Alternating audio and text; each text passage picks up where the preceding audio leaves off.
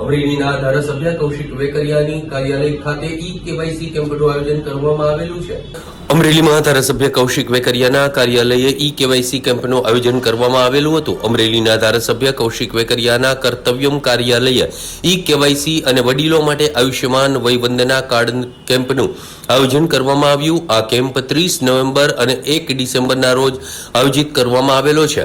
અમરેલીમાં કર્તવ્યમ કાર્યાલય ખાતે શનિવાર અને રવિવારના દિવસો દરમિયાન સવારે 10 થી 5 કલાક દરમિયાન આ કેમ્પનું આયોજન કરવામાં આવ્યું છે, જેમાં લોકોને જરૂરી દાખલાઓ સાથે કર્તવ્યમ જૂના માર્કેટિંગ યાર્ડ ખાતે ઉપસ્થિત રહેવા માટે કૌશિક વેકરિયાએ અપીલ કરેલી છે। ધારાસભ્ય કૌશિક વેકરિયાએ જણાવેલું છે કે આયુષ્યમાન વયવંદના કાર્ડ 70 વર્ષ કે તેથી વધુ વયના વ્યક્તિઓ અને સિનિયર સિટીઝન્સને PMJYમાં યોજનાનો લાભ આપવામાં આવે છે।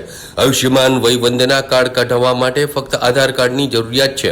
લાભાર્થીઓનો ફોટો કેપ્ચર કરવાનો રહેશે। કેમ્પમાં સાંસદ ભરત સુતરિયા, મહામંત્રી મેહુલભાઈ ધોરજીયા, દિલીપભાઈ સાવલિયા અને ભાજપના આગેવાનો અને કાર્યકરો ઉપસ્થિત રહેલા હતા। અમારા જે જાગૃત ધારાસભ્ય કૌશિકભાઈ વેકરિયા પોતે સમય ફાળવી અને આ 2 દિવસ માટે અહીંયા કેમ્પનું આયોજન કરેલું અને એ કેમ્પની અંદર તમામ કર્મચારીઓ નિષ્ઠાપૂર્વક કામ કરી રહ્યા છે।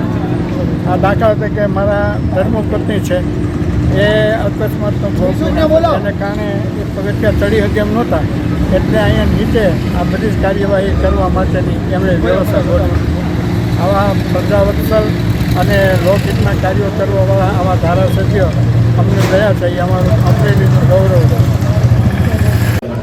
આજે મારા અમરેલી કર્તવ્ય કાર્યાલય ઉપર 70 વર્ષથી ઉપરના જે લોકોને આયુષ્યમાન કાર્ડ કાઢવા માટેની આદરણીય દેશના યશસ્વી વડાપ્રધાન મોદી સાહેબ દ્વારા જે યોજના આપવામાં આવી છે કે જે લોકોની 70 વર્ષથી ઉપરની ઉંમર હોય એમને આયુષ્યમાન કાર્ડ કેમ્પ દ્વારા કાઢી આપવાના, એમને મેડિકલ સહાય તદ્દન ફ્રી મળી શકે એ પ્રકારની જ્યારે મોદી સાહેબ વ્યવસ્થા કરી ત્યારે અમારી પણ ફરજ બને છે। ફરજના અનુસંધાને આજે કર્તવ્ય કાર્યાલય ઉપર દરેક વડીલોનો આયુષ્યમાન કાર્ડ અહીં જ નીકળી જાય એ પ્રકારની વ્યવસ્થા કરવામાં આવી છે।